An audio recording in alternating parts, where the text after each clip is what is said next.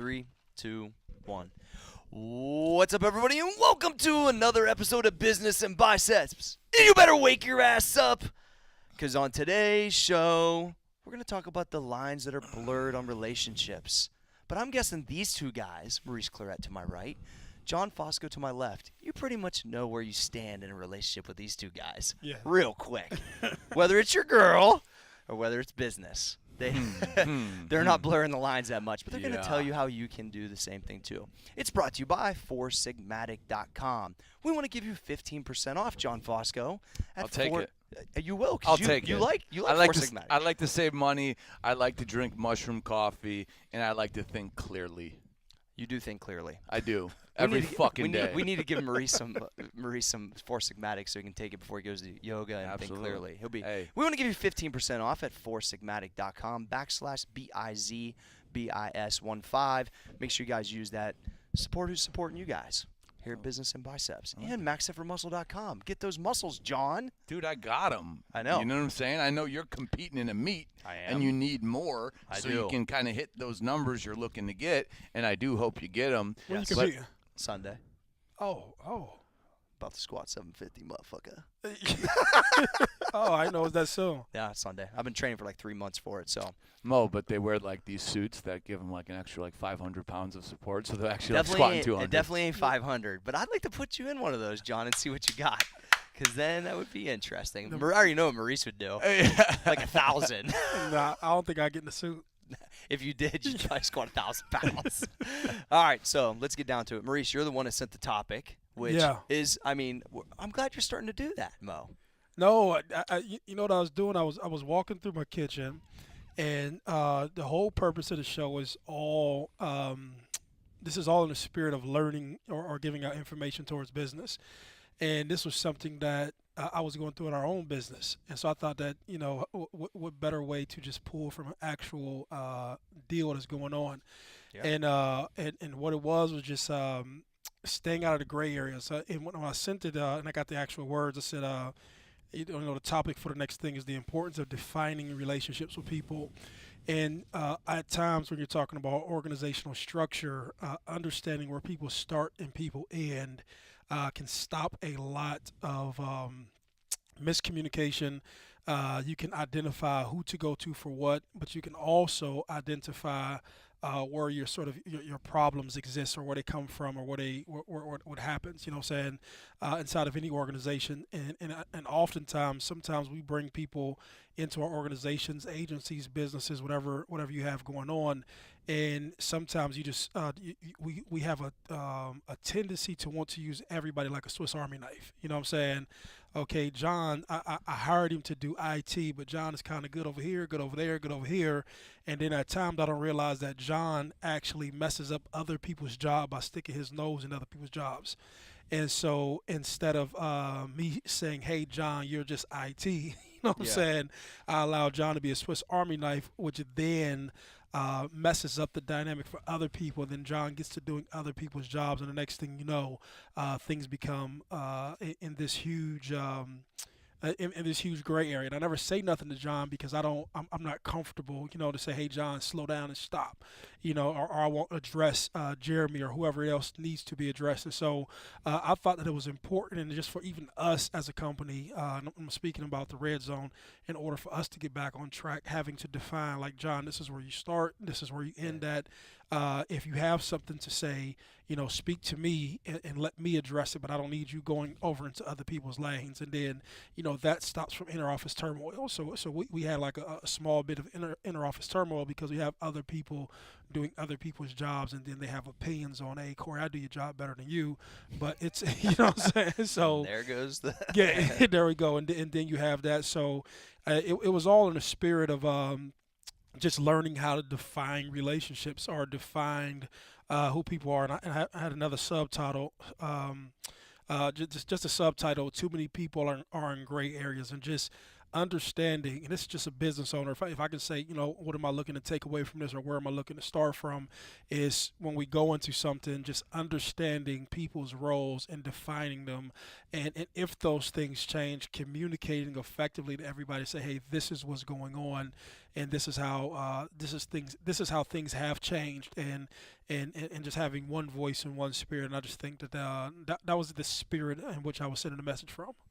I think keeping relationships out of gray areas is probably the most important thing when it comes to setting expectations and having a cohesive unit in the office, right? So what I always say is nobody comes in an office with the origin purpose to make friends. You're here to make money, right? Everybody gets a salary, everybody gets paid for their work. So more often than not, when people are working together because they're human beings, they form bonds that are pretty similar to friendships. But what they forget is that when you're working, a friendship, and me and Corey talk about this a lot, and it's been on the podcast, is an absolute luxury. It is 100% not mandatory. What's mandatory is an understanding that Jeremy, Jake, Kyle, Corey, we have to operate at the highest level together. And if we don't, we have to find out where that weak spot is. And if that weak spot is Jeremy, I can like Jeremy, but he's gone.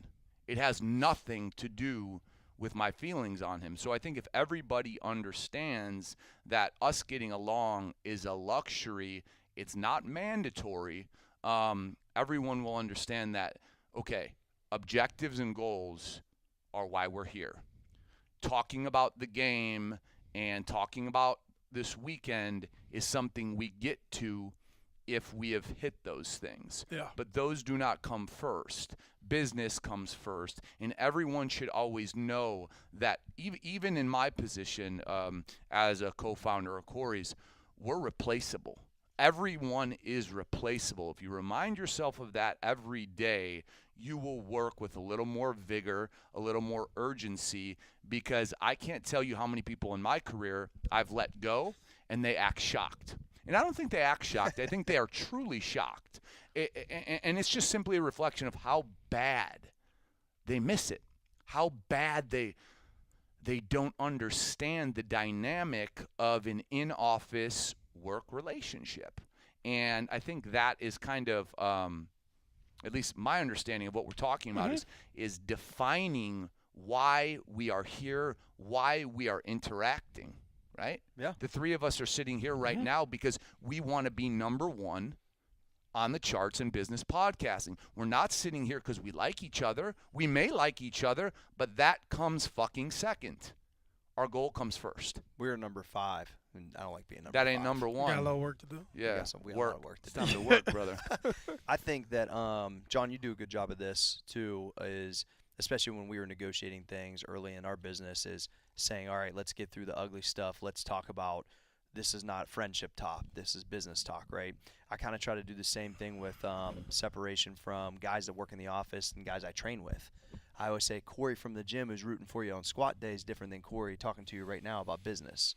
I have to even almost like, and John's done this a lot whenever we've done, like you all, and I've heard him do it with the athletes that he's managed too. Like I actually like to say it so they know what space we're in.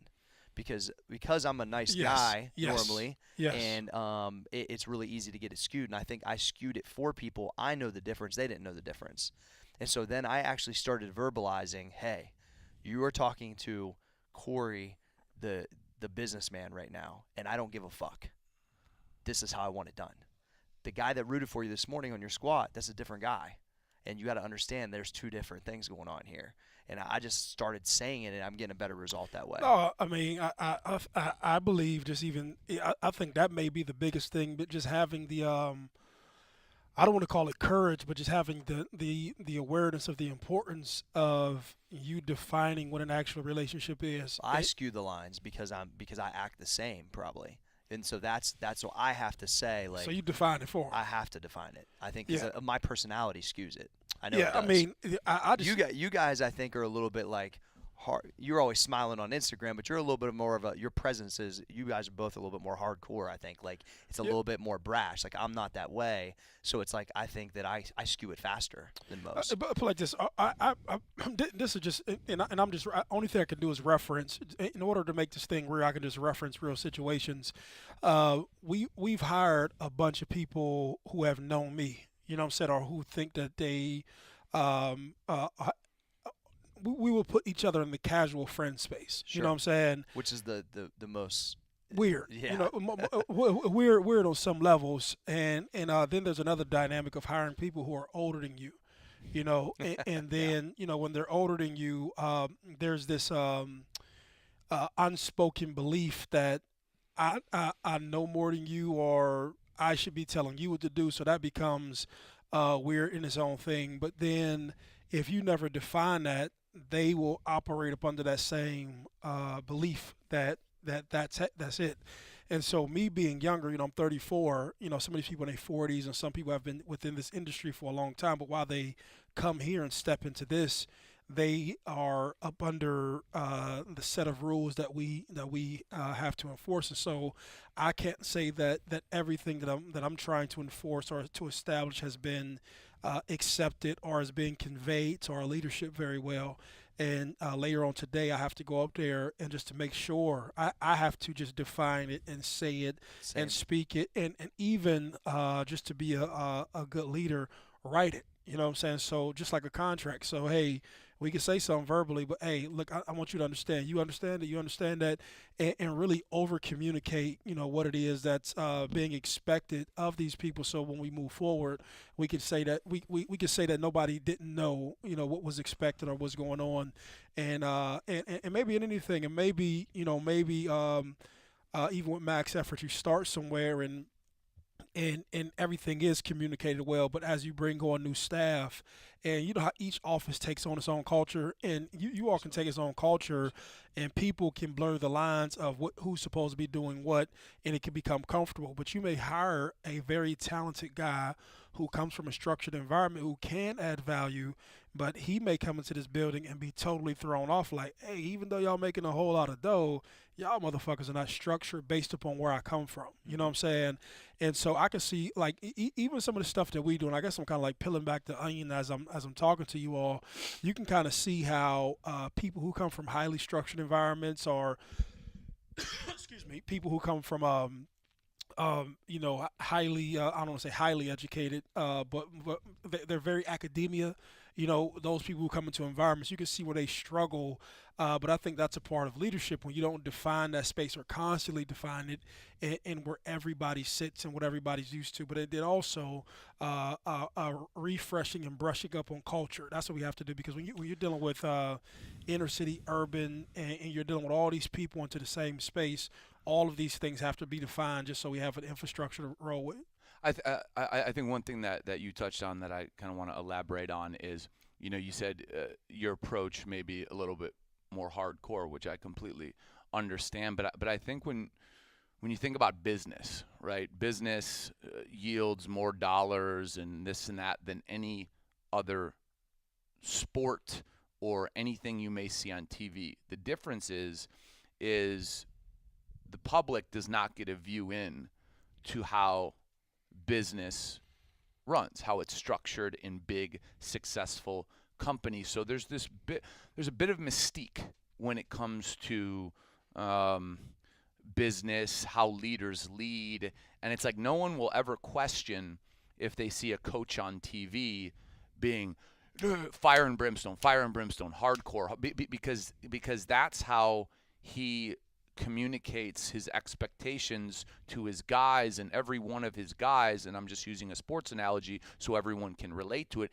every one of his guys knows nothing fucking matters but winning, right? So because Bobby Knight. we haven't visualized, the public hasn't been able to visualize business. They haven't been able to get inside. You know, they can see Shark Tank and they can see these shows like Apprentice. Profit. Right, but you're never going to see inside Amazon. You're never going to see inside. True. You're never going to see inside. So the question is it hardcore, or is that the way it needs to be carried out so people understand that this game, just like a sport, has a certain set of rules, and this is a game that is repeatable and that is equation based. So I think letting people know, listen, being intimidating, trying to strike fear in people, absolutely unacceptable. That's wrong. No one's going to be more productive. No. But walking over to somebody and not, having 30 seconds of small talk and say, hey, how we doing on this? And being very focused on the task and then moving on and checking in, I guess can be perceived as hardcore. But I also think it could be titled as just focused on the task at hand and just less small talk. I'm not a believer in small talk until the numbers say it's time for small talk. And that could be a hardcore mentality, but I would compare it to a coach who doesn't want to fucking talk to his players about their fucking Thanksgiving plans or Christmas fucking dinner until they win the damn game. Or the vacation the Cavs are about to be on soon. No, I mean, as he was saying that, and I think that's the most uncomfortable thing, and I'm kind of switching gears for a moment, but it's kind of you wonder sometimes because you want to be as nice as you can to people. You want to be, you want to create like this. I think like anybody who starts a business, you have in your mind that you want to create this this cool environment to work in. You know, oftentimes you'll hear Google, you'll hear Apple. You'll see these cool and sexy products that people push out to people, and you'll think like, man, the office environment is cool. And people don't realize that it takes a whole shit ton of work to put things in that space. You know what I'm saying? And oftentimes, more times than not, that approach towards the relaxed, easygoing, fun environment, that mindset or what you think it takes to get there doesn't always produce the best results, right? And here we go, case in point. I thought that I can come with that friendly vibe at first, right? And I thought that people just would respect it so much that they'll do their work and they'll do this. And so it wasn't until I had to get in their ass and be more Bill Belichick-ish. And then I used to say to myself, like, man, why does it take for me to give them an inch, they'll take a mile. Give an inch, they'll take a mile. Why does it take for me to be a little bit more stern towards stuff in order for me to make it happen? And not to say that I feel uncomfortable feeling stern, but you think to yourself like I shouldn't have to be, I shouldn't have to come to you from a parental standpoint. You know what I'm saying? And treat you as if like we're like in a hierarchy of parenting. You know what I'm saying? And you end up getting the results that you want, but you just wish you can get them up under a different set of circumstances. I agree with that. And it's all good. I don't necessarily know per se what to follow up after that, but you get where I'm coming from. I just think I totally understand it, and I just think it's so hard to visualize even as leaders. You know, let's say 8 hours being in office as 8 hours of focus time to hit each person's goal. So, for example, we have someone in this office who could probably hear me right now, but it's something me and Corey have talked about. If our numbers aren't where they need to be, there's no awareness, right? So I can hear from his computer on YouTube. He's watching cartoons and he's laughing towards the end of the day. Well, it's tough for us because, or at least it's tough for me, because what you're doing through your action is you're showing. Number one, you're showing disrespect to the business. That's how I take it. The business is paying you to be here. Don't watch fucking cartoons on our money. Number one. Number two, if you're smashing your goal and the business is achieving what it needs to achieve, last hour of your day, you crushed it. Watch some fucking cartoons. Have a laugh. But what I'm saying is even someone who may be as hardcore as me, I still struggle with, okay, the guys are working. I hear it at 4 o'clock. They're out at 5. But I think there's a level of that in every office. And I know what the answer is, but maybe this is something I need to get better at. Like, I got to walk in there. Hey, like I want to say, And here's I think what it comes down to, right? Delivery, so I don't come off like an asshole or like an intimidator. Like, I want to say, what the fuck are you doing? The numbers aren't there. You're watching fucking Looney Tunes. The fuck's the matter with you? You know what I'm saying? That's what I want to say. But I think I could go in there and just say, listen, until that number, we're either projecting it or we're over it. There's no fucking Looney Tunes here. And I think everybody can apply that situation to their own workplace, because what they say, there was a study done in that when people who work 8 or 9 hour days, I think it was 8 hour days in this study, they do about an hour of 15 minutes of work a day. And they spend the other 6 hours and 45 minutes fucking off surfing the internet. And you cannot be a highly productive enterprise and have that be possible. But at the same time, it's finding how to manage that without micromanaging that. You know what I'm saying? And looking over people's shoulders. So I think this is a great topic because it's always going to be a struggle, and you always got to say to yourself, where is the line? How hard do I come down? Do other employees see the Looney Tune behavior and say, hey, I'm going to put my headphones on and I'm going to watch Karate Kid today? I don't know. You know what I'm saying? But at the end of the day, it's just developing that understanding of what we expect and what the relationship actually is. And that stuff has a time and a place, but it sure as fuck, the time and the place is not before goals are met. I think setting the expectations as managers too, Johnny, which is what you're doing now. You're good at setting the sales goals, letting everybody know what they are daily, those type of things. I think that cleans up a lot of that too. But I'll tell you this: expectations are be different. I think one thing that was ringing the alarm when he was talking, the sort of, what do you want to call it? Just that sort of attitude or behavior. Not speaking about Looney Tunes in particular, but behavior like that is cool when you're initially starting, I guess. You know what I'm saying? But when you're trying to drive and go to a different level, everybody understands, both of you understand, that it just takes a whole different level of focus. And that's no difference than if I'm trying to be a supreme athlete, right? I can go home and fucking eat a few candy bars and, fuck around on the weekend and eat, fucking Papa John's or Pizza Hut or whatever and drink pop and shit, no problem.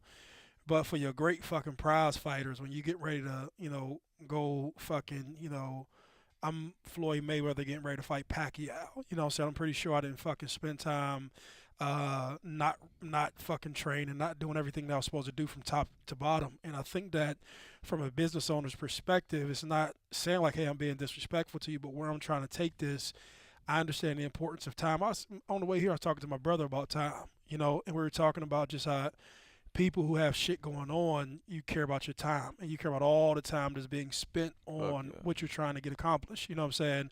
And I think more or less that's what you're saying. And I think more than anything, I think even when I'm talking about defining relationships, right?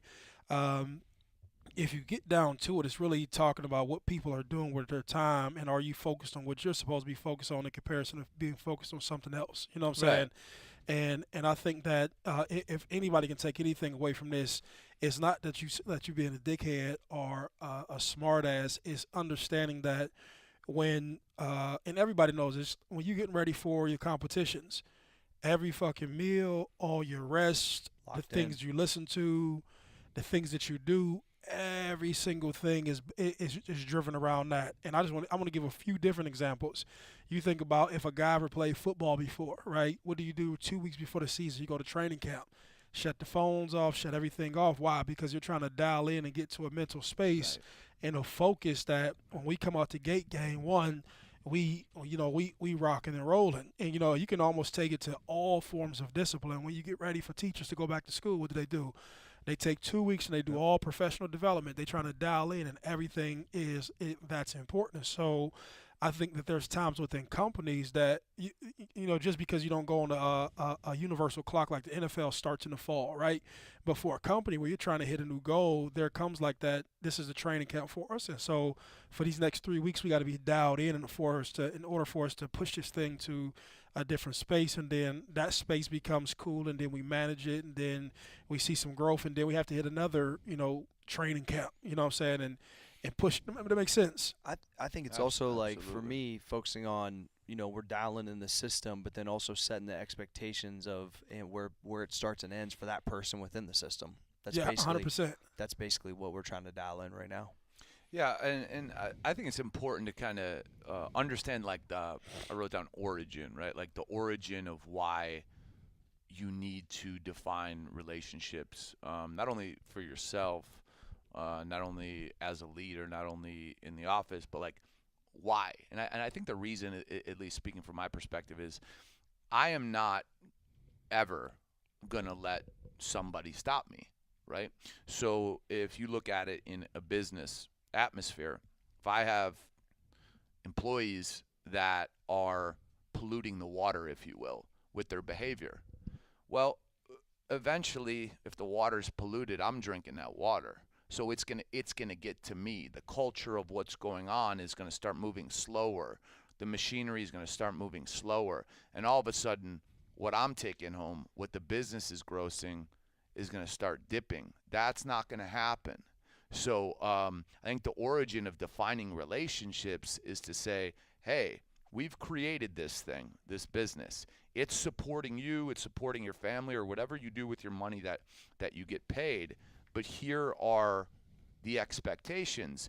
And if you do not meet them, you are 1,000,000% replaceable. It would hurt me to replace you, but that's a fact. But when I really think about why it's so important, it's because I do not accept myself going anywhere but up.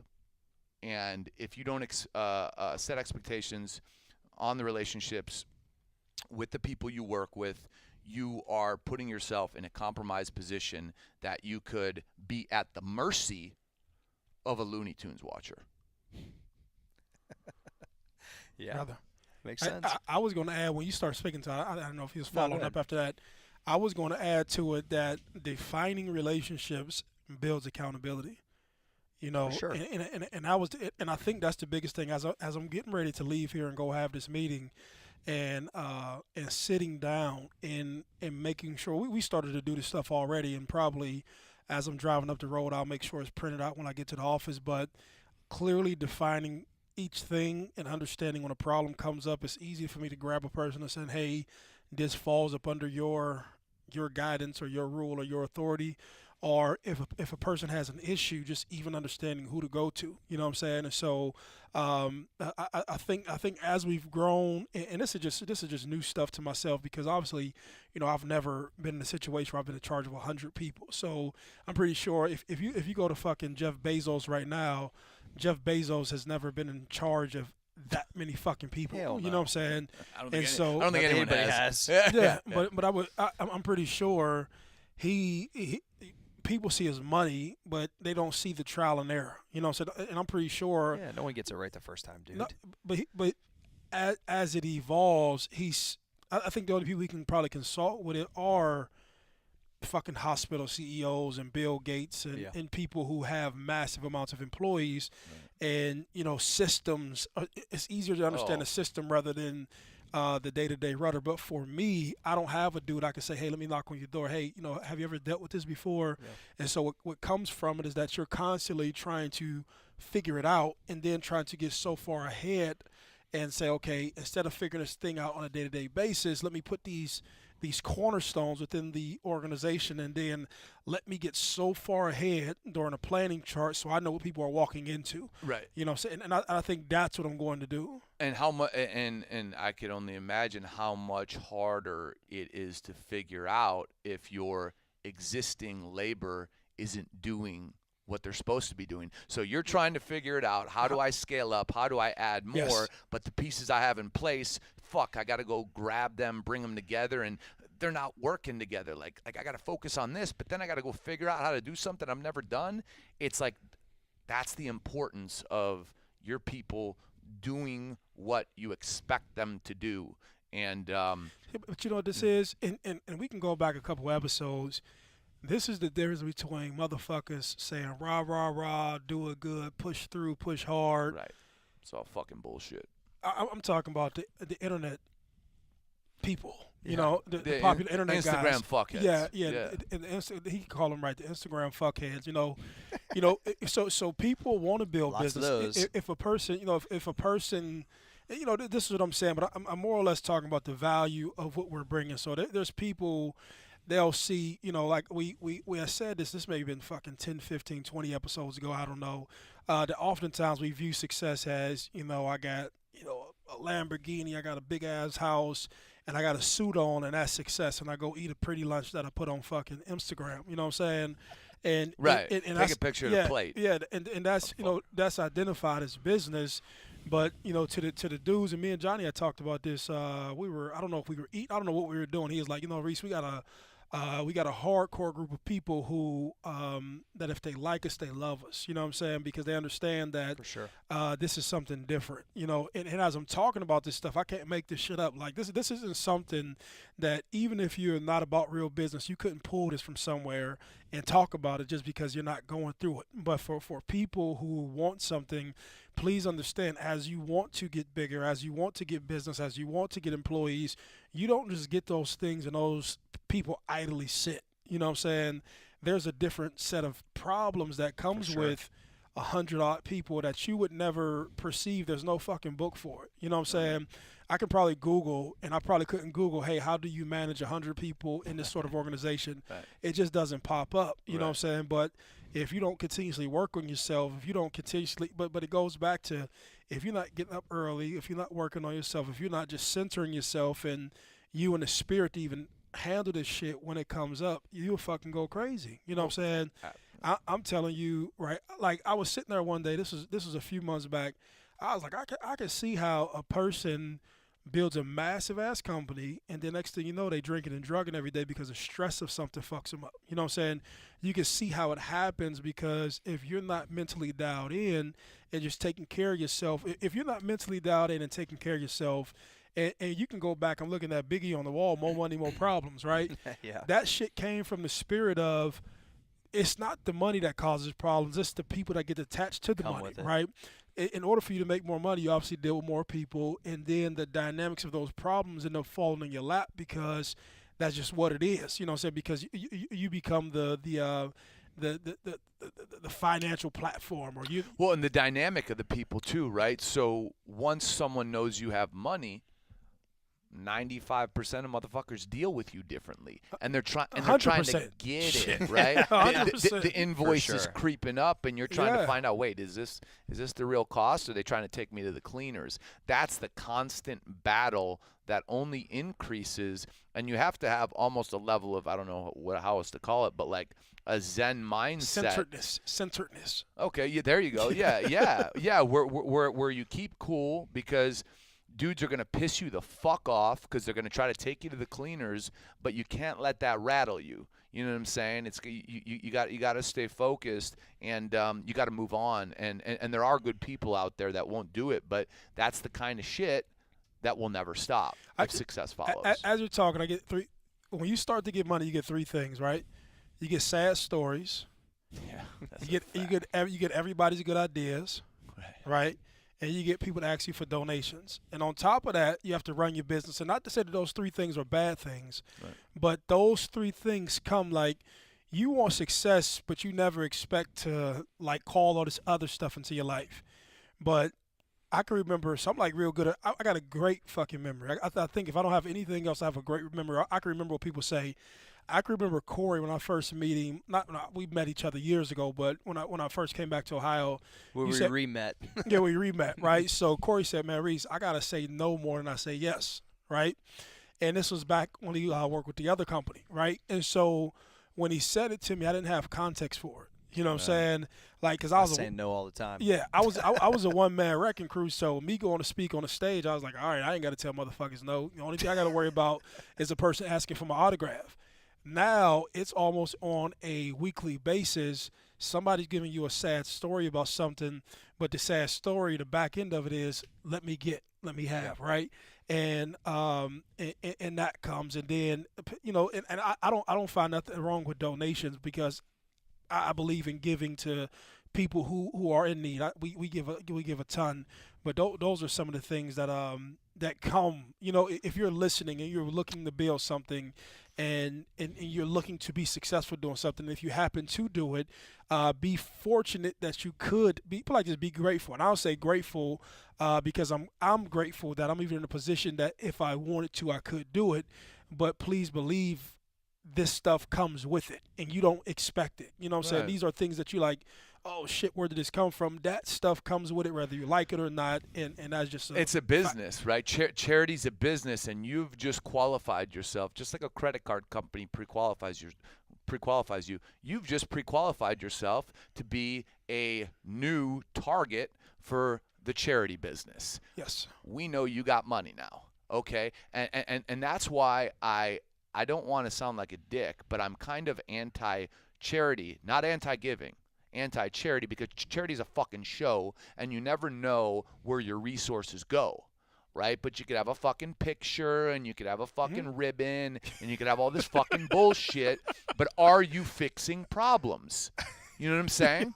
It's a fucking show, and it really bothers me that he's a great man. He gave this, he inherited the motherfucking money, and then he wrote a great fucking guy. It's like, dude, come on.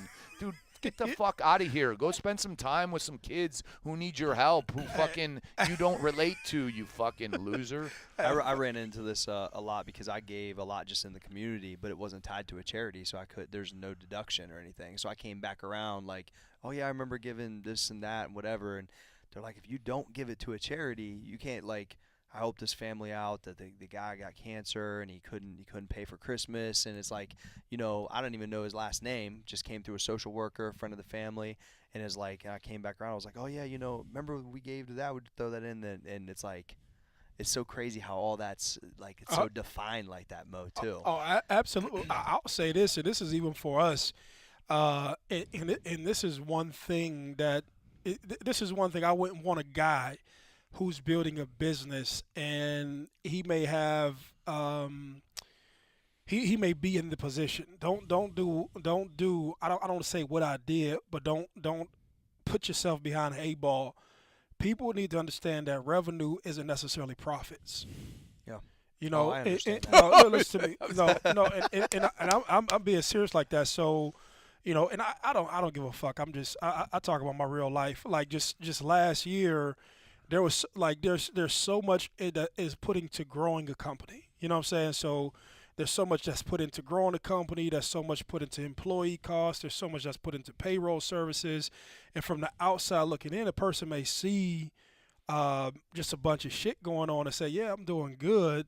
But if a person doesn't understand the mechanics of business and the costs of business, they can skew and fuck up and be asking you for stuff that you feel that they believe that you have. And so from me personally, we would have staff members, like, we would have all of our staff members, they would come with all these little requests. And so I would have to tell them, I say, like, okay, if you, and not for me, not for them personally, but for things that they were connected to within the community.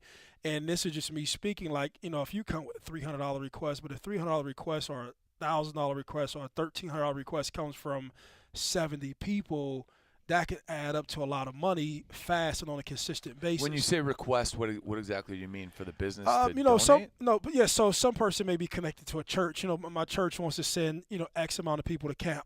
Good deed, but I'm not Chase. You know what I'm saying? Chase Bank. So just think about it, right? So everybody, and so we do mental health services, drug and alcohol services, and social services. That's us in a nutshell. We help a ton of people.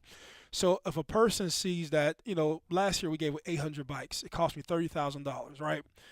So that came out of the red zones revenue. Came out of listen to me. Came out, gave it away 800 bikes, and so a person perceives that, they have this to give away all the time, but they didn't realize that my head, you were pushing for like months and months to get that done. You're pushing. I'm sacrificing speaking engagement money. I'm bringing personal money. I'm asking friends. But then also I said, okay, how much will we have spent on marketing? And I'm bundling everything and putting it into an event. And so people see that. But if Corey's just a worker, oh, he can give me $500, or this person give me $300. Interesting. But assuming that is the problem. Yeah, but this is what happens. They see all of the service that we do every day, and they believe that there's just a pot of gold at the end of every. I ran into that at MP all the time. They seen the marketing money we were spending, and they just assumed that I wanted to support their kids' softball team. And when I would say no, that's not how we do things. There's still guys to this day that are upset with me about that. But you're spending it on TV. John's running $1 million budget, but it's like, but you can't support my local kids softball. But this platform is to educate, right? Yeah. This platform is to say revenue is, and I know how the fuck did we get here? I don't know. I don't even know. I don't know how to. I don't know how the plane landed here. Yeah.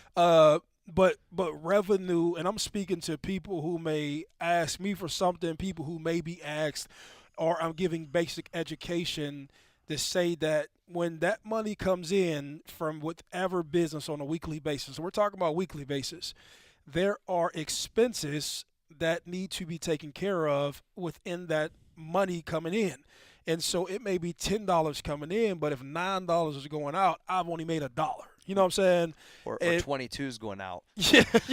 Oh, or $10 coming in and 20. That's a great example. No, that's a great example. If $10 is coming in and $22 is coming out, you got a big problem. I've gouged my savings. You know what I'm saying? And so these are legitimate things, and it's not to tell the person to stop asking, but it's to give a level of understanding as to, oh, this is what goes on, or these are the mechanics, or I don't want people people feel very uncomfortable. Person comes and asks them for something, but I don't have a problem now. I can't do it. Let me ask this, because I'm trying to kind of differentiate. So you're referring to people coming all the time, for sponsorship marketing initiatives. Are you saying that you're getting sponsorship marketing initiatives, things that can benefit the Red Zone, or these are just people asking to support their cause, and there ain't no payoff for the Red Zone? No, there's these are just good deeds. There's no payoff. You know what I'm saying? These are just like, so, excuse me, somebody comes in, I'm pointing at him. Jeremy wants a new pair of shorts because his ripped. No. Right? Because his butt was so big. They come to the Red Zone, he's like, hey, I need a pair of new shorts. No, Okay. and I'm giving instances. He wants me to send. So we sent 12 kids to DC this year, right? Yeah. So he hears it, and then he comes over. He wants his 7 kids to go to DC. Then he wants his 3 kids to have a pizza party. Then he wants his 5 kids. Serious stuff. You know what I'm saying? But if I didn't define what we're spending every month and the procedure, I can just go like this, and then before you know it. I want to ask you a very ignorant question. Go ahead. I hope you don't take it the wrong way. Here we go. Here we go. Yeah. Donnie Fosco. No, Yes. You don't know what the fuck's going to come out of his mouth. Very, now. very ignorant. If question. he gives you that much of a disclaimer, Yeah. I'm nervous. Yeah, very ignorant question. Is this something that you see more in the African American community? Yeah, 100%. I mean, a lot is but that goes from that's not a bad question. It's a good question, and so much the demographic. This leads into who was I talking to last night? I was talking to somebody last night. We were speaking Democrat, Republican, black, white. Just so much of that, so much political Urban, stuff, suburban. right? Urban, suburban, the whole That's deal. my favorite line Yeah, from Mo. Yeah, I mean, it's just serious deal, right? And I would speak in regards to the inner city. A lot is perceived that I need a donation for everything, rather than let me either start a small business, let me go and get it myself in some fashion, and this comes from the mentality that somebody else can do it for me. Right. And so I always tell everybody all the time, I have like this, I don't have like an identifying party. I'm not a Democrat, Republican, none of that stuff. But there's definitely, like, if I looked at what each party believes in. It's a mixture of both. You know what I'm saying? Sure. And there's a mixture of, one, I understand that there is a population of people who do need assistance and do need help and do need to get up and a hand up. But then there's also another population of people who I understand you got to get up off your ass and go get it. You know what I'm saying? There's definitely a population of people. And so I would say the demographic of people than the resources that we don't normally have. You know what I'm saying? When you go into inner city hoods, it's not like you have a bunch of small business owners. It's not like you have a shit ton of resources. You know what I'm saying? So I don't take anything the wrong way. I understand where you were coming from as you were saying that, but with that demographic of people, we believe that, like, you know, if you go into, and these are facts, you know, these are 100% facts, right?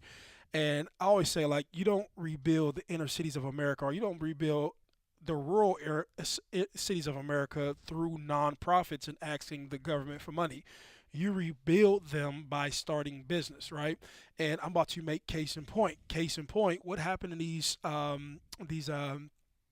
rural places?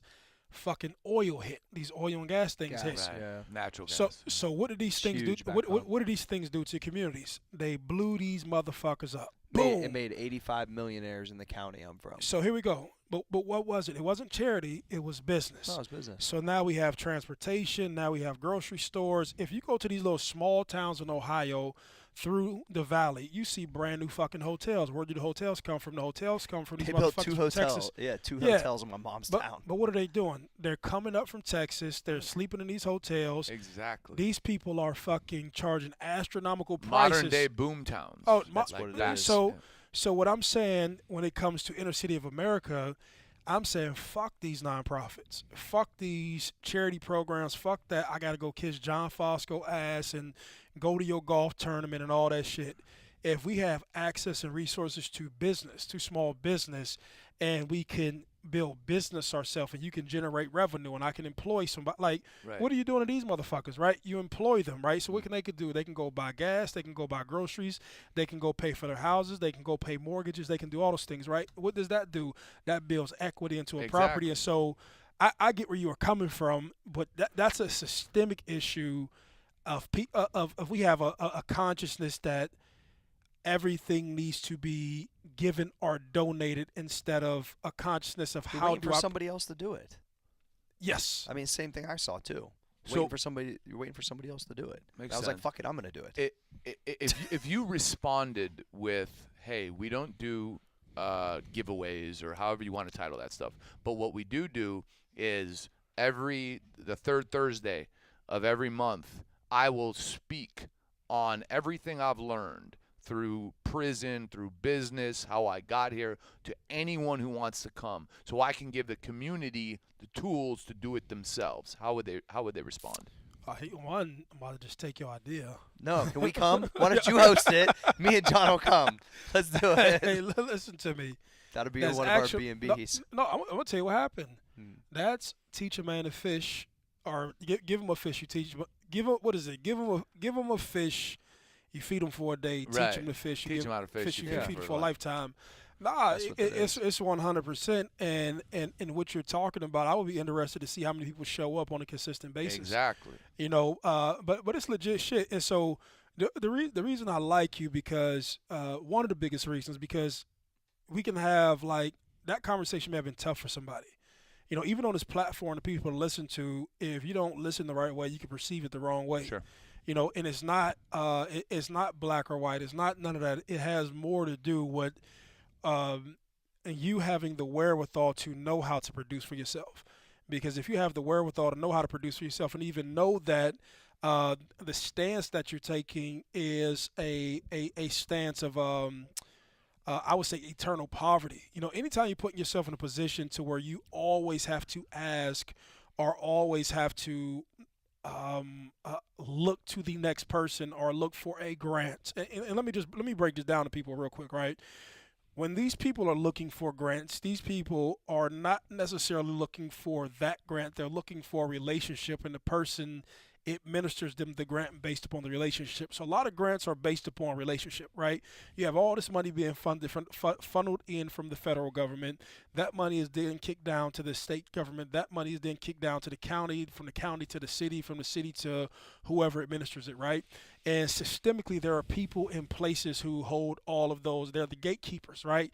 And for anybody looking for grants, if you don't have one of these relationships within these hierarchies, or you're not getting ready to fall in line and kiss ass, or you have some significant like life-changing work that sort of skips the line for you, it's not going to happen. You know what I'm saying? And that's like the reality of it. Just because you have a good idea. I was talking to my brother on the way here, right? We were talking about programs for reentry, guys basically coming back into prison. And the bottom line is that unless you have relationships, you know what I'm saying, like your shit's not getting funded. You know what I'm saying? It's just the bottom line. You can have the best fucking idea, but if Corey's at the gate and Corey doesn't want to give you the money, it doesn't matter who the fuck you are. You know what I'm saying? You're going to be doing that shit on your own. And so those are systemically some of the things that you fight against. But if you're a producer for yourself, you don't even function within that system. You know what I'm saying? Max effort doesn't function in any fucking system. There's no supplement system. You know what I'm saying? So there's nothing that you function in. And so when you function outside of that system, please note that there's more responsibility on you, and you don't have the same infrastructure. You don't have all the same government structure and, you know, give this dollar, get that dollar type shit. But you have freedom. You know, you're free of mind, you're free of attitude, you're free of constraints, you're free of rules. You know what I'm saying? And even for us, you know, we don't get any federal subsidies. We don't get any state subsidies, no state grants, federal grants. It is not to say that we wouldn't want them, but we built them from an entrepreneurial set to say, hey, we want to be able to exist and stand on our own too, make decisions our own. And I think just from even me, I don't want to kiss anybody's ass to get money. You know, I think that's when you turn It's into not your style. No, That's, it just that's a hoe. That's yeah, what a slut is. Yeah, pretty much. And so, like, but even as I'm talking about this is why I feel like, and this is just my personal opinion, but this is why this isn't just raw talk. You know what I'm saying? This isn't just. This is real. Like this, you listen to this shit. There's something that you can take back. You say, I've gotten better from this. You know what I'm saying? Right. It's kind of what I feel about going direct to customer too, because I was in the business before of having to kiss GNC's ass and Vitamin Shop and all. I enjoy not having to do that. Now there's more responsibility. Yes. Because you have to create the So buyer to much come more. to you, right? Yeah. And if you're not doing something right, web or social, their numbers go down. will show, because that's 100%. your main thing, right? So that's a hard thing when you got to look at it. But before it was like managing all of these doors. It just it sucked. So you know what, you all do have from a distribution standpoint, there is a system, right? Yeah. But Yeah, there is a system, and we don't play in it. But the best thing you all have done is say, hey, I'm going to take the responsibility. Yep. All he's talking about when we're talking about that stuff from people asking for donations, you have just not taken responsibility, right? Mm-hmm. So we're going to take the responsibility and build our own infrastructure, right, with our own money, our own advertising, our own people. And as we take that responsibility to build that infrastructure, if we get it right, we reap the rewards. If we don't, we go. Exactly. That's what I always say. That's what I always say. If you have the solution, you win. Well, 100%. yeah, and think about if you want to apply it to our business. What is GNC Bodybuilding.com or Vitamin Shop? They're the ready-made system and solution. So if you're not willing to create it on your own, you can go there. You're going to give away half of your profit. You're gonna have a lot of margin pressure. But if you say no, fuck you guys, I don't need you guys. We'll figure out our own way. And if we're as smart as we think we are, we get paid off. So I think too many people just jump to there's 2,000 other stores. Great. They really don't give a fuck about your brand. They're going to cannibalize it, and if it don't sell, they're going to send it back to you and ask you for your ask for the money back. And when you do create a lot of buzz, they still flip them to their own product anyway. Yeah. So it's like you screwed either way. If you can't sell it, they're going to send it back, and if you oversell it, they go try to sell out their shit. And the reason people still go there is because it's hard to do what we're doing. Yeah, it's real hard. It's fucking hard. We have one door. Think Every about other ice. supplement company has. Muscle Farm had 60,000 60,000 doors. fucking. We have one door. Think about so that. how much harder do we have to work? I mean, it's. But also, when you sell that product in that type of system, Mo, it's not a guaranteed sell. It still has to sit somewhere and be sold. Exactly. So it's not a realized sale. When we Ooh. sell today, right. that's the end customer. It's a realized sale. So it's a For whole different consumption. ballgame. So back Yep. in the day, you could sell some huge PO. I could get a $5 million PO to Costco, but that So explain PO to people. purchase order. So I could get a Gotcha. big purchase order, but that still can be shipped right back. Right. You see what I'm saying? I Now, didn't even know that. yeah. I So it's didn't know that. different. So it's not sold product. It's not really a sold product. basically, it's in I- theory sold. I make an agreement for me to put this on the shelf Correct. based upon what I think hey, it may sell. GNC said to me straight up, "We just the house. We're not in charge of selling it. You're in charge of selling it." And then once I was selling it, they were selling their shit. Right. It was like, Hold man, on. come on. So I don't want people. I understand exactly what you're saying. Yeah, I just want to slow it down. sure. GNC said basically we're just the housing mechanism for We're your just product. a housing mechanism. That's it. If you don't market and sell it, we Bottom just shelf, we'll kick it right back to you. we create the door for people to walk in and come get your product. That's it, buddy. And so people think, "Oh, I made it when I get there." Motherfucker, come right back to you. That's what I'm saying. It's a whole nother animal. So that's like you still have a responsibility to sell it. So And talk about how when they want to bring you in, they want to commission their employees Yeah. on your sales, Yeah. and they want you to pay the commission to their employees. yeah, I mean, Oh, just wow. get in my pocket even more. You know what I'm saying? Wow. Like that's Well, what it is. I'll say kudos to GNC. Hey, Hey. but see, but so Hey, but GNC right now, but no, yeah. So this is a great. Oh. So this is okay. So here's forcing people to go DTC, direct to customer. So here's a great I didn't know that. example. You have the Vitamin Shop model and you got GNC. A lot of people don't see the difference. They think they're the same, right? What is the? I don't know. So Educate me. I am about to right now. So GNC's model was spiff the employee, which means we're going to incentivize them to sell that product. But they double spiff the employee and incentivize to sell their product. right. Oh wow. So okay. literally the system is broken. It worked for a period of time, but it's set up to not sell you what you want, sell you what they want you to buy. Right. Okay? So they're struggling hard right now. Then you got Vitamin Shop. They don't have as big a margin probably. They don't have as many stores, but when they come in, great environment, sell you what you want. And guess what? In this environment right now, which is probably the most ruthless supplements have ever been because of Amazon and BB.com, they're You can get it fighting from everywhere. yeah, grocery stores, boom, Vitamin Shop will still sell you what you want. So if I had to go retail, which I don't want to, or we don't want to, Vitamin Shop would be my first pick, just because they have the environment that says this person came here to buy Max Effort, I'm gonna sell them Max Effort. Let me ask you a question. It's literally that basic. This may be just a remedial question. It may not even make any sense towards what you're saying. If I'm GNC, why wouldn't I just sell my own shit of everything? They do. They do. They use Muscle Farm to bring you in. Oh, Yeah. I want to get a salt. And then the dude goes and grabs a salt, and the clerk is like, you know what? Let Bait me and show you switch. something for a minute. We have this product, which is $10 cheaper, and it's actually much better. Here's why. And unless someone's a die-hard motherfucking MP They fan, switch. Oh, they switch them because their So- margins are so bro. much bigger, dude. It was so bad. That's what so they do. bad. Well, in GNC, a lot of people don't know this. Towards the end, they had came to potentially purchase us because they wanted to go full blown, not sell anybody. They wanted all to be in house, all of it, because that's all. but that's why they're dying, in my opinion. So They're dying a slow death, and the big but listen, the only one who I think is winning right now outside of direct customer brands is fucking Amazon. Yeah. Amazon's winning. Amazon is destroying all the major players in almost every industry because Dude, they're more major. they just destroyed Toys R Us. Oh, they absolutely did, yeah. absolutely did. Amazon and Walmart collectively Are Destroyed it. they took to Toys R, retail. they took Toys R Us. They put what was that? What's that old move? Just is Rear it, naked choke. the rear. They put them in the rear Yeah. naked choke. They grab the bicep real The good. Darth choke. What's that There's other one? There's a Darth choke. That's right. Yeah. Yeah. Let me tell you this. So, and this has nothing to do with what we're talking about. There was like a nostalgic piece. Like when I seen Toys R Us die, Yeah. I was like, I never thought I would see the day. Like Shit's just think about some changed. stuff you thought. Like you were a kid. Dude, Toys R Us was like my grandma would take me there. Those are some of the best memories of my life. Feel like you're in a movie. Dude. And like man, so like and like I was looking on Twitter and it said they even sold Jeffrey the giraffe. no. Yeah, you know That's what like I'm saying? taking Ronald McDonald away. Here we go.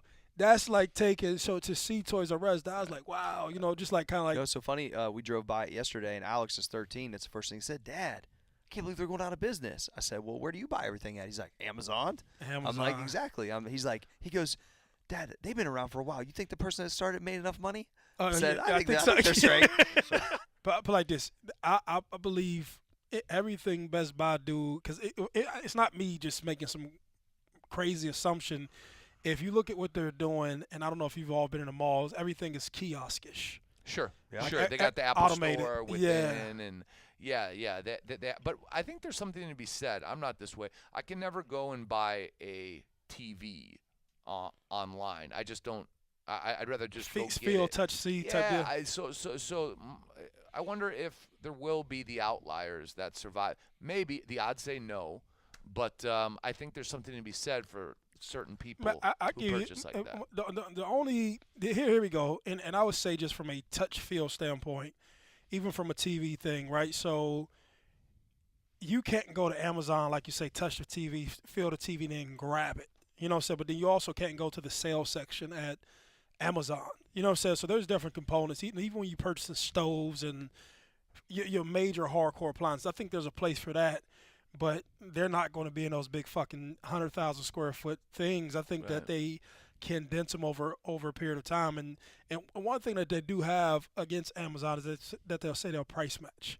You know what I'm saying? So it gives you, like, I can go get it right now. I can put it in my car. I can go take it home. You know, I can go to sale. Like, you know, what's that shit? What is it called? Thanksgiving Friday, Black Friday. Black Friday. Yeah. You know, I think, like, and even though those won't save your company, there's always things like that I think that still will stay attached to people. But Amazon is definitely fucking breaking the whole fucking world up. Right. Sure. It's not going to stop. It's just going to keep adding pressure on businesses. So if you are in business and Amazon connects to you minorly, fucking prepare. So I always give y'all, like, black facts, right? We're going to have a thing like Black facts. That's a new segment. Let's go. Hey, look, my brother here. Like, just think about this. Here we go. Hey, right? first of all, your brother's part of your 30 for 30 is probably one of my favorites ever. Yeah, there we go. Hey, so just think about this. Like, as we talk all the time, I'll be telling them like that. And for the listeners who don't know, I'm looking at my brother. That's your brother? That's my brother. That's my oldest brother. Oh, okay. Yeah, so I remember the interview. Okay. All right, Yeah, his hair was His short. hair was real short. Yeah, that's why I didn't, exactly. I didn't recognize him when he first walked in. Yeah. Got it. So when, as we sit here talking about Amazon, he way across the room. I'm thinking to myself, like, the hood doesn't even use fucking Amazon. You know what I'm saying? Okay. Like, you know what I'm saying? Like, Amazon, like, so sometimes, like, I function in two different worlds, right? Like, I'm just thinking to myself, like, they don't even fucking know. I don't want to say they don't know, but Amazon Prime, like, this, it's just that world. As big as Amazon is, you know, as huge as Amazon is, like, the hood just doesn't use Amazon. You need to call Bezos and bridge that gap, Mo. So is it a Walmart? Is it a Walmart thing? I think most of the hood use Walmart. Haven's saying no. Yeah, or you put it like this, but you like here's the thing, and we just talk about corner stores. You know what I'm saying? Like we literally have, you would literally have a store that's ran by an Arabic family, and they would have their small version of a Walmart, a Amazon, a Foot Locker, a convenience store, a 7-Eleven, and literally from top to bottom, this is what you get. And so, like, it's just funny understanding that the inner cities are like their own environment. Like, as massive as Amazon is, as massive as it is, like, it's a whole population of people. And I'm not just speaking about Youngstown. Just if I went to the east side of Columbus, you know what I'm saying? Just a whole population of people who just don't get. Is it because of those stores are set up to take government support? I don't know if is that part of it. No, I mean, because you still there's more products outside. Like, so the government support only comes from food. You know, you get food subsidies, right? So you have that portion of it, but then there's just you can say a technology barrier. You know what I mean? You could say, if I can say one thing that I think that very basic, I wish that there was some sort of government program that just gave access to Wi-Fi to people in the hood. You know what I'm saying? That could change a lot. Resources, man. Fuck. You know what I mean? Google's doing it in certain areas. Like giving Wi-Fi to areas. Certain areas, yep. Yeah, I wish. I'm pretty sure, man. This day and age, if it makes money, if it makes sense, you know what I mean, and if people want to, just having, like, as silly as it sounds, because I'm pretty sure everybody's either listening to this on a computer, their telephone, or something. But having access to the internet consistently can fucking change the dynamic of people. You know what I'm saying? Absolutely. Like, you know, fuck, even just think about when you're out and about and you don't have a hot spot, you want to go to Starbucks or to a library or to some place with Wi-Fi just to hook up for information. You know what I'm saying? I think information is a big deal. I think having, we can get back into school systems, but I think that may just be one basic thing. Just access to fucking information. I don't know. Well, hey, I think we should wrap it up there. That was some good stuff, huh, John? A lot of good information, man. Like Maurice said, this isn't a cheerleading podcast. This is some good shit that people can apply. Yeah, real takeaways. Totally agree. Man, look, listen to me. Real takeaways, real shit. I just don't believe, if I haven't come across another podcast, I just don't believe you have a lot of places, one who can add vulnerability, transparency to their platforms. And I think that over a period of time, for people looking to learn, if you're looking to learn, it's the place to come. So, like, even when you think about just some of the greatest schools, like your great learning institutions, it's a reason that they stick around. And because people go there to get valuable shit. So as we grow and being transparent with how we're growing our issues or challenges, I believe putting those on the platform, I think the world rewards that. I don't think it's nothing with anything else. I think the world just rewards you for showing the level of growth, but then trying to grow other people. I think that there's something like I can't explain Well, it. you're a practitioner and you're going through things at the same exact time as you're teaching. Yeah. You're learning, you're teaching, you're learning, you're teaching. Like, it's no different than training, business, whatever. That's why people identify. But I'm talking on that's what I identify. But I believe on a spiritual level, when you invest into the world, just in basic investment, I've taken experiences from myself and I've given them to the world. Right. I think that there's something spiritual about that allows you to keep on growing. You know what I'm saying? Like you're nurturing and watering something else for somebody else. And I just believe that resonates with people on some level.